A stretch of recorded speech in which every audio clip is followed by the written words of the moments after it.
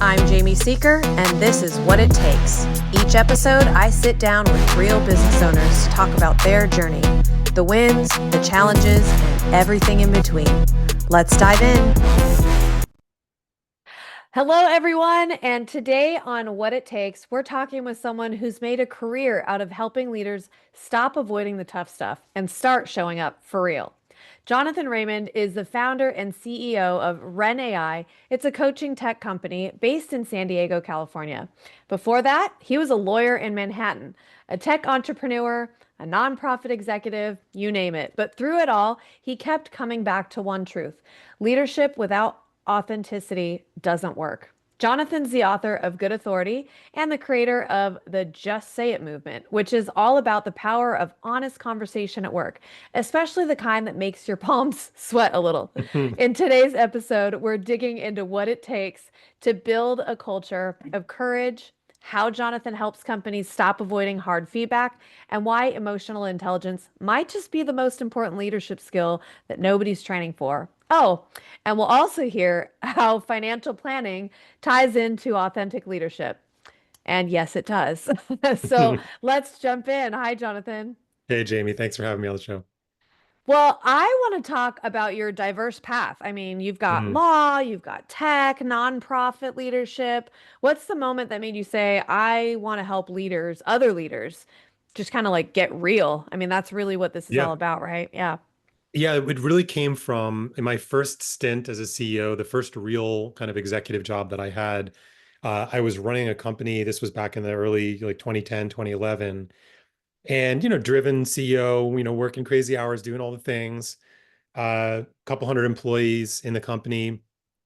And I just could see the wheels coming off of our culture. And I didn't know how to talk to people in a way that was actually going to create change. I knew how to drive results. I knew how to be demanding. I knew how to be aggressive and push, but I didn't know how to strike the right balance. And I didn't know how to develop people, even though it's ironic because my background was in therapy and training and meditation and yoga. And I had done all of this work personally to work on myself and how to help other people, but I just couldn't translate it into the professional context. So I was kind of this split personality between, what does it take to help somebody grow outside of work? And then I just didn't know how to apply those things at work. And so I thought, this is crazy. There's got to be a way to do this.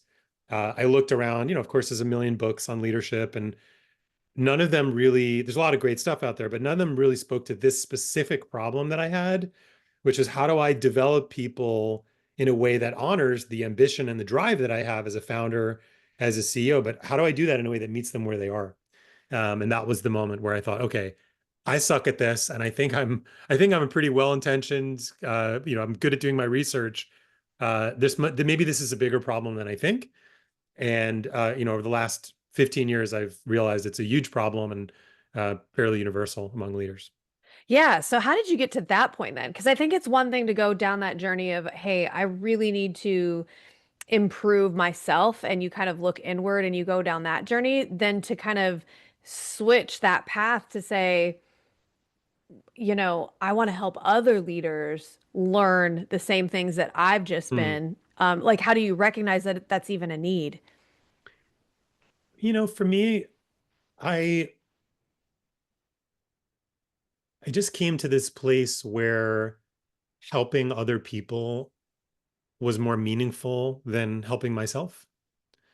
And I didn't grow up in a world like that. I didn't grow up in a world where service was the thing. Even though my mom was a psychologist and she helped people, but it was different.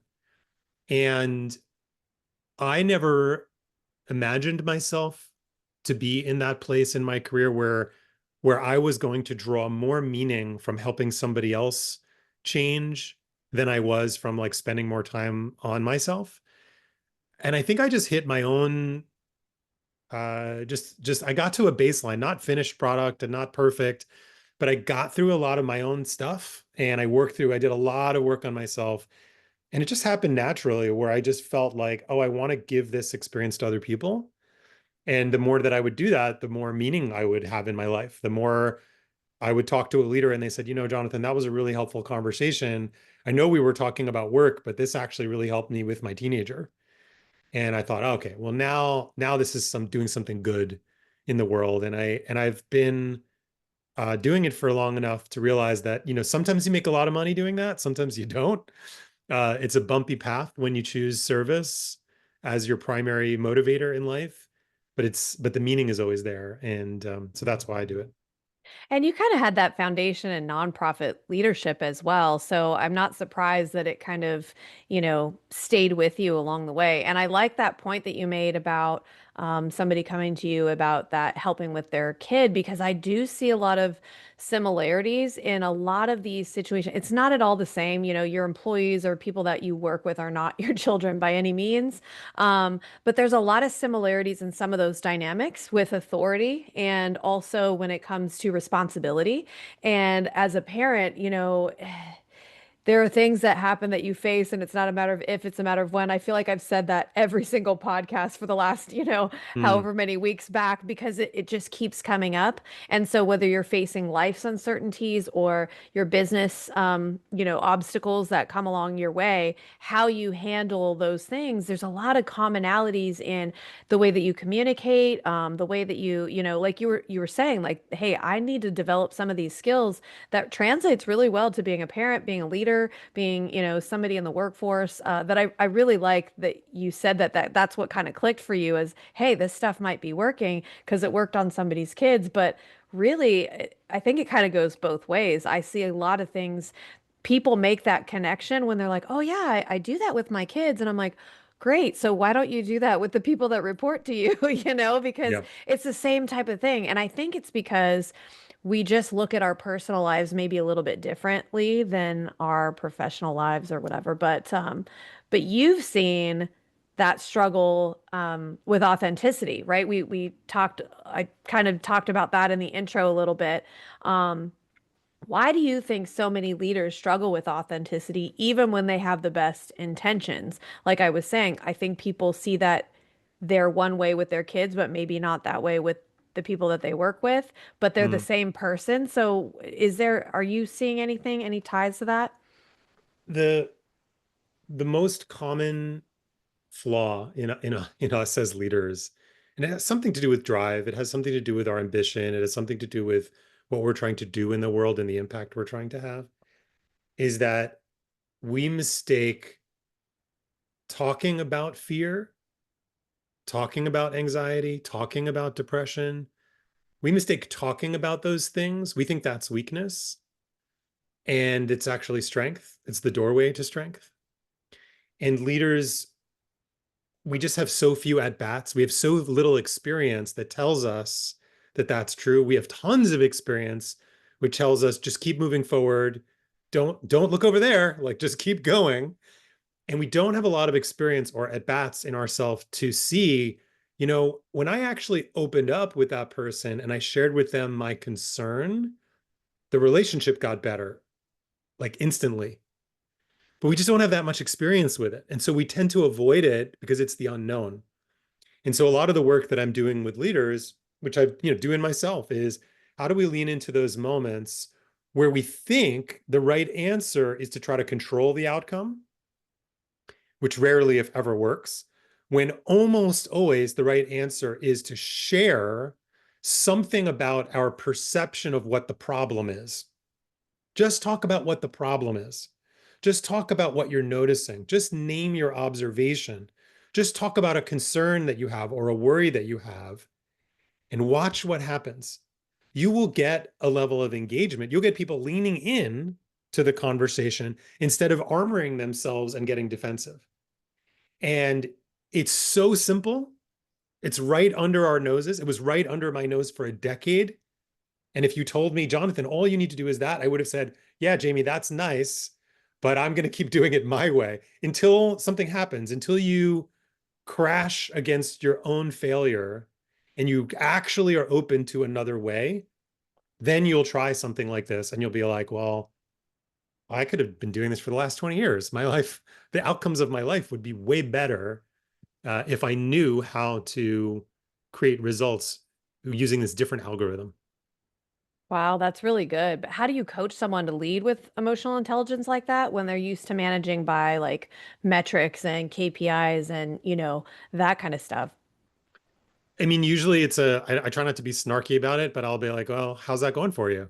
Right. And it's usually not going very well, right? Can't sleep, results suck, or they're inconsistent. People are leaving, attrition, losing my best people, keeping my worst people, expenses going too much, projects overrun, but like whatever. Like, okay, how about we change that?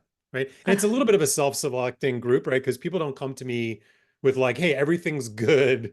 I don't need any help. Usually it's people who are honest with themselves to some degree, be like, you know what, Jonathan, it's kind of messed up right now. And I could really use some help, and I'm open to a fresh perspective. So my audience tends to be self-selecting in that way, of people who've maybe read one of my books or seen me on a podcast like this and said, all right, I'm not going to bother calling this guy unless I'm up for some real talk.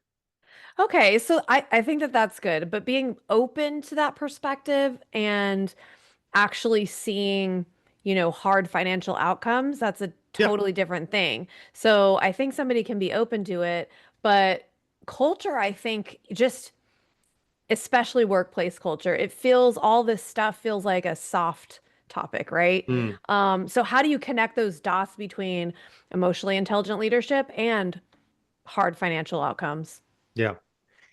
Just as a minor aside, it's interesting. Somebody pointed out to me, I can't remember who wrote about this recently, but the term soft skills and hard skills actually comes from machine world, where I think it was from the military, but it was from early industry where this using the machines was actually the hard skills because you were literally working on the hard things, and everything else was considered the soft skills, not because it was soft and fuzzy and new agey like the way we kind of associate it with today.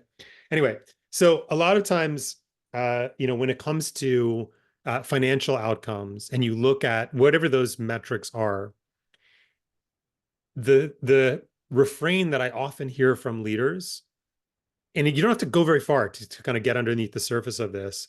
Let's say, well, what are the results? Well, X number of units per month. Okay, what do the results need to be? Well, it needs to be X times 1.15%, and that's what our goals are. Okay, cool. What do you think's going to take? What do you think it's going to take to get that result? The answer is always behavioral. And so it's actually not that difficult a conversation. Like, so do you think you're not doing enough advertising? No, we are. Do you think you have enough salespeople? Yeah, we probably do. Do you think the product more or less does what it says? Yeah, more or less. We're always making improvements, et cetera, et cetera. So what's actually the problem? Well, the problem is we're not having critical conversations with our customers, or we are not really listening to their complaints in a way that helps us create the right improvements to the product or the service. We're not really listening to feedback as an organization, or any number of things, but it's always behavioral. So whenever I'm with a group of leaders, we get very quickly to this conversation where they will admit, Jonathan, you know what, we are way too focused on the outcomes. We got the KPIs, the OKRs, the dashboards, like we got all these tools. We can obsess about the numbers all day long, but all we're doing is repeating ourselves. Oh, we need to make the numbers go up, numbers go up, numbers go up. Doesn't work. And we all know, it's like an open secret. Everybody knows the reason why the numbers aren't going up is behavioral. It has to do with people and teams and collaboration and listening and curiosity and assertiveness and all of those things. That's what we have to work on. So it's a false door that everybody shows you at first. Well, we've got to create these. Well, yes, I get it. What do you think it's going to take to actually create those results? People have to change behavior. Yeah, how it's the how. It's definitely the what is definitely important. You definitely have to have the goals. You definitely have to track them regularly, know what they are. But how are you going to get from point A to point B is the thing that I think you're absolutely right. And I think one big mistake that I see leaders make, and you can tell me if you see this too, is when, okay, so let's get them to say, you're right, it is behavioral. And so then instead of adapting this, what you're putting forward is, hey, we need to change how we're talking to these people and engaging with them and have these hard conversations. It's like, oh, well, it's the person then. We just need to replace the person. So when it comes to scaling a business, where do you see people make the biggest financial missteps, like from a leadership perspective in that? Is it with, putting the blame on the people instead of the process or the way that they handle them or manage them, or is it something else altogether? There are a couple of things, but I would say one of the most common, nearly universal. So you take any group of, let's say any team of 10 people, you probably have two top performers, you have two serious underperformers, and you've got, six-ish people in the middle that are good, but not great. But if you look at the amount of time the manager and the leader, how much time do they spend on those 10 people? They spend an inordinate amount of time on the bottom two people, Yep. gossiping about them, talking about them, managing around them.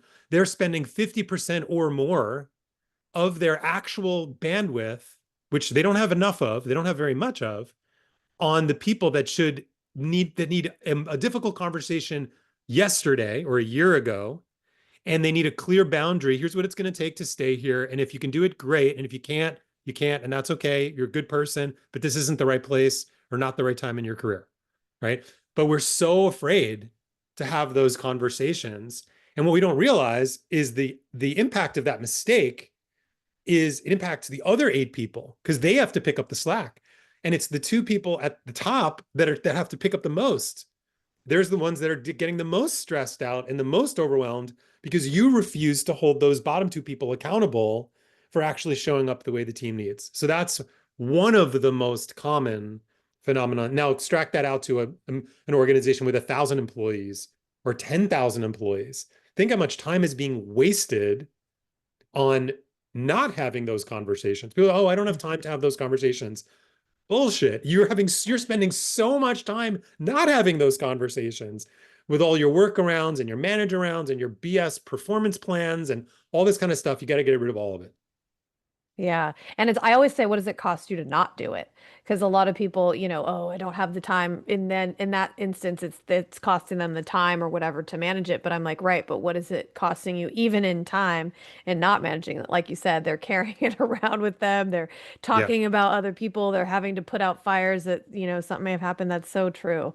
You've mentioned the importance of being intentional with like where the money goes in early growth phases. What are some strategies or principles that you advise your clients on with that?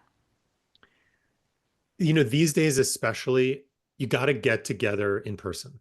You got to find a way to do in-person gatherings of some kind. Now, it's more complex when you've got hundreds and thousands of employees, obviously. But I personally think the most valuable thing that you can do as a leader team, if you have, if you're a business owner, you got a general manager, maybe a bunch of people, or your startup, you got a bunch of people, or maybe you're a large organization, you got an executive team, is you got to find a forum to get together without a business agenda. Because these days, when online Zoom meetings, team meetings, all the tools, we've become so transactional and we get so misaligned, and there's no context of relationship, let alone friendship, camaraderie, trust. And without that context, these little things become so problematic. Whereas if you have a context for knowing each other, knowing what's going on in their life, knowing what matters to them, knowing why they think the way they do, how do they tell me about your, like if when I'm there with a group of leaders, I'm facilitating conversations around like, tell me about your first boss, right? Tell me about the worst boss you ever had. What was that like? Tell me about the best boss. Tell me about a traumatic childhood experience about with authority that you could share with the rest of the group. And you see everybody's like on the edge of their seat. Oh my God, me too. I can't wait to tell my version of this story. And then everybody gets to know each other. And then when, James does something weird, you're like, okay, well, I know why James is doing that. Let me just go talk to him because I know why he's, treating it this way. I can help him out. But in the absence of that personal glue and that context, things that are so small just become so large. Yeah, like they're telling you exactly what they need right then and there Yep. in that conversation. And if we don't listen to that, I think I love the line that you're drawing between having these types of conversations, and then what do we do with them? Because I think that's the question that many people don't really truly connect is, oh, great, what do I do with all of this Yeah, information? And you've done a really good job of kind of, taking the transactional piece into, hey, we can't get the transaction that we want unless we go through this transformational piece too. correct. And so I'm really seeing a lot of that. I think it's wonderful, but I got to get to the signature question of ours because we ask Mm. all of our guests this. And the podcast is called What It Takes. So tell us, Jonathan, in your experience, what does it take to be a leader, a business owner in, in this culture and where we're at in this time? Blind faith and taking out the trash. I would say it's like you have to there's a kernel of wisdom. There's something that you know to be true. There's something powerful that you want to put out in the world. There's an impact that you want to have. You can see it, you can feel it, you can put your virtual hands on it, but it's not yet real in the world. And it's not, or it's partially real and but it's not working the way you want it to. You got to hold on to that. And you got to hold on to it no matter what the world tells you.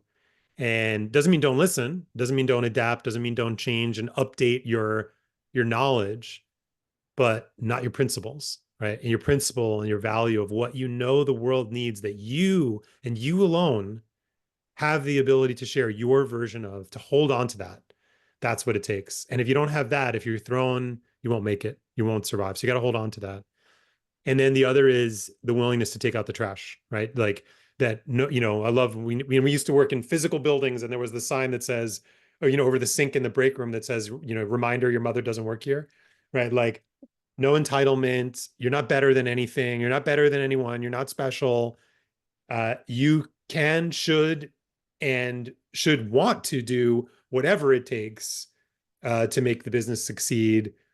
Whether that's, fixing a spreadsheet, talking to a distressed customer, building a strategic vision, negotiating an exciting deal, whatever, right? Like literally, what it takes is whatever it takes. Yeah, that's so good.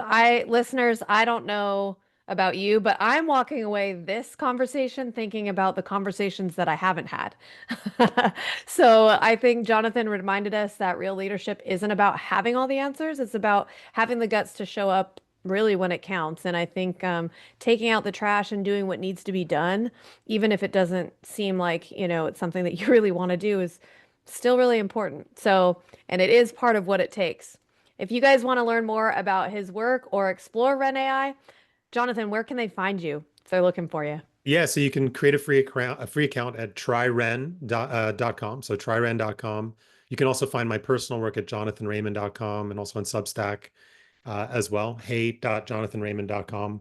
Those would be the three primary places where you can find me. But the Ren AI, which I'm really excited about, is it's really for exactly this. It's for the conversations you're not having and to get help from a coach that happens to be an AI on how to do it. And it's surprisingly effective. Oh, I absolutely need that. And as always, thank you for listening to What It Takes. If you like this episode, share it with someone who's building something meaningful and needs to hear that it's okay just to say it. So until next time, we'll see you guys. Would you or someone you know like to be featured on this podcast? Our applications are now open. Apply today at seekersolution.com and click on the podcast link to get started.